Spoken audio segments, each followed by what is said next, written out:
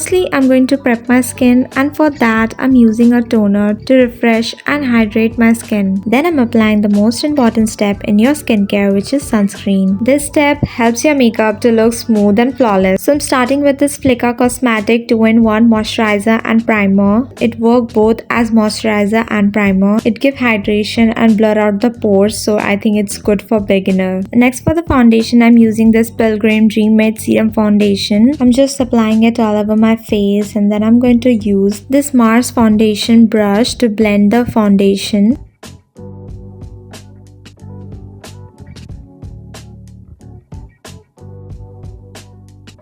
And now I'm using this orange corrector from Inside Cosmetic and applying it around my mouth. After blending, I'm using this Swiss Beauty concealer. I'm just applying around my mouth, under my eyes, and on the center of my forehead just to brighten up. After applying the concealer, I'm just gonna wait for 2 minutes to let the concealer dry out. This technique gives a great coverage and make it long lasting. So now for blending the concealer, I'm going to use this Damn Beauty sponge. Just add a setting spray on your sponge and then blend it. It will give you a great coverage. And now for the blush, I'm using this Swiss Beauty Creme blush. I'm applying it on my cheeks and a little bit on my nose and also on my chin. And then I'm setting my base with this Swiss Beauty loose powder. I'm just focusing more on under eye and T-zone to avoid creasing. And now for filling my brows, I'm using this Inside Cosmetic eyebrow pencil. I just want my eyebrow to look natural, so I'm just filling in the gap and then brushing it. And now for eyes, I'm using this Mars eyeshadow